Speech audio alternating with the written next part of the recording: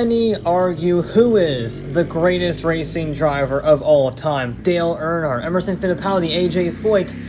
You can't really say, though, because the competitions they entered are so different from each other. They're practically night and day. You can't compare NASCAR to Formula 1. You can't even compare IndyCar to Formula 1. They're just that different. And yet, in America, of all places, there was a competition that you could see the greats compete against each other in equal machinery to see who is the champion of champions. No, we're not talking about the race of champions, or the other race of champions. We're talking about IROC.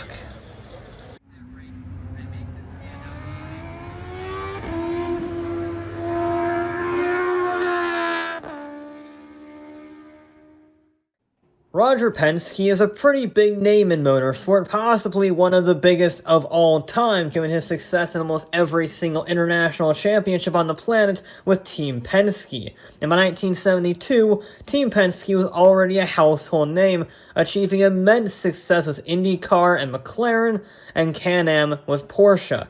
In fact, Penske and Jay Signor had gotten so big that they decided to create their own racing series. One that would invite the world's best drivers to compete against each other over a 4-round championship.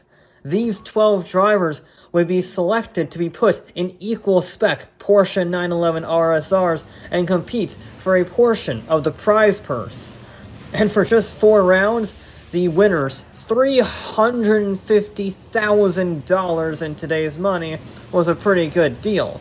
What's really interesting to me, though, is not the one-make racing, is not the prize money, not the sheer size of the prize money. It's the point system.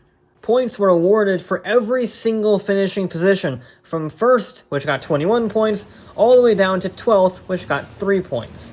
There were also points awarded for the fastest lap, not surprising, the second fastest lap, little surprising, and even the third fastest lap, which is very surprising.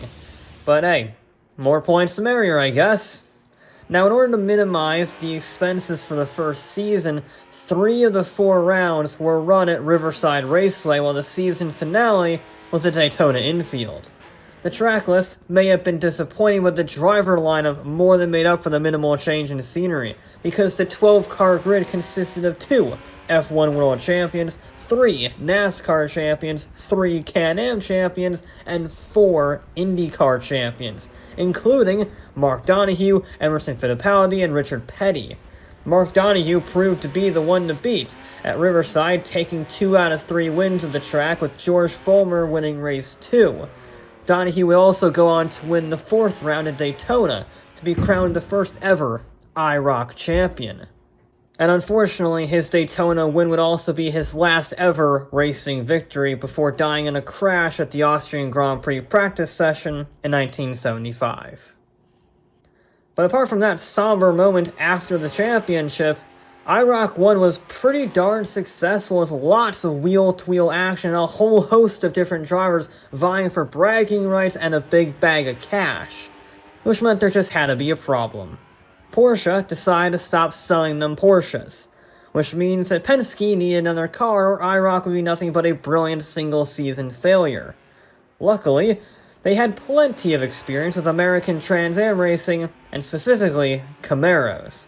So they bought a bunch of Camaro Z28s, stripped out the interiors, added some roll cages, and turned them into racing cars to save the championship. And although I undersold them a little bit there, these were serious machines, eventually putting out 470 horsepower and 400 torque in a body with relatively simple aerodynamics. It's not exactly an open wheeler, these things. It's old school. You gotta really be precise with it. And IROC 2 expanded the scope of the series by making 2 of its 4 events take place on oval tracks, to test the driver's knowledge of not just road courses, but oval tracks as well, really getting the whole picture. And that meant the season was incredibly close, with 3 different drivers winning rounds. Bobby Unser won both Speedway rounds and took the championship despite AJ Foyt's impressive consistency and Bobby Allison winning Riverside with an injured back. IROC 2 gave the series the footing it needed and it became a staple of motorsport entertainment. If you got invited to IROC, you had done something truly special. And the 1975 season was probably the most stacked out of all of them, with Al and Bobby Unser, AJ Foyt, Mario Andretti, Emerson Fittipaldi, Richard Petty, Benny Parsons, James Hunt, and Jody Scheckter all competing. The series never strayed away from its mixture of ovals and circuits, albeit with a few qualifying races added in 1978, which meant that it was anybody's game. There were several seasons where each race was won by a different driver, while the identical Camaros were fast enough for high-speed fights but durable enough for rubbing and occupant safety. In fact, during the entire history of IROC, there were no fatalities or severe injuries, making it one of the safest motorsports of all time. In 1980, Bobby Allison became the first NASCAR champion to win IROC after a dramatic last race crash, just in time for the series to be cancelled. The US economy collapsed in the early 1980s, putting IROC on hold until 1984. And when it did come back, it wasn't the same. Apart from Derek Bell and Jack Hicks, who were from Group C Le Mans, all of the drivers were from either IndyCar or NASCAR. Don't get me wrong, seeing Dale Earnhardt go wheel-to-wheel with John Rutherford in a custom-built Camaro was awesome. But calling it the International Race of Champions seems disingenuous when 90% of their competitors come from America. I mean, the last F1 driver to compete was Martin Brundle in 1990. The rest of the world simply had too much racing and schedules couldn't work even if the drivers wanted to compete. And now it's becoming a much less common thing internationally, primarily because of the lack of circuit creativity. Instead of 2 ovals, now there were 3, Daytona, Michigan, and Talladega, with only an airport street circuit to break up the NASCARification. Honest question, why would an F1 driver want to race if 75% of the season is on oval tracks? The result? By 1992, every single competitor was either from NASCAR, IndyCar, Trans Am, or IMSA. And this is around the time where we also started seeing purpose-built stock cars being constructed out of Dodge Avengers and Daytonas to further highlight the shift to oval racing and away from basically touring cars. V8-powered rear-wheel drive monstrous touring cars, but still touring cars. Of course, in the end, we would go back to that touring car spec in some way when the Pontiac Trans Am was chosen to replace the Dodges starting in 1996, and it served until the end of IROC. Even after Pontiac pulled out of the competition, the Firebirds were just raced without the badges.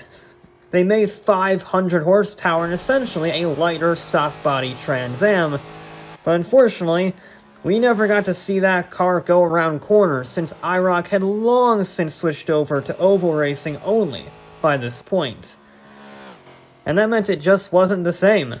Gone were the days of Le Mans versus NASCAR versus Formula 1, and now it just felt like an extension of the NASCAR series. 2006 ultimately ended up being the last IROC championship, which was won by Tony Stewart, and then they ran out of money and closed for good. NASCAR legend Mark Martin was the most successful IROC driver with 5 championships to his name, but if you look at the pre-oval only phase, AJ Foyt and Al Unser Sr. both have 2 titles apiece, as the only drivers to win it more than once. But this was not the end of IROC. There have been many attempts to recapture the spirit of that legendary racing series. Tony Stewart himself founded the Superstar Racing Experience in 2021 with the aims of bringing back IROC, but in all honesty, it feels more like IROC 2005 rather than 1975. And then there's the Race of Champions, that sees teams of 2 drivers from their respective nations work together to win in a series of 1v1 elimination rounds until they reach the final head-to-head. And honestly, I quite like it. There's a variety of cars, including buggies, touring cars, WRC cars, track toys, you name it. And it has stars from Formula 1, the WRC, IndyCar Extreme E, and many more. But since it's a 1v1 knockout tournament, it doesn't have the same impact as IROC, because IROC had that unique wheel-to-wheel racing. Now, given the complexities and sheer size of modern racing championships, We may never see anything like IROC ever again. It's regarded as a rare moment in the 156 years of motor racing, the only all-star competition in motorsport history. I guess we don't know what we got till it's gone.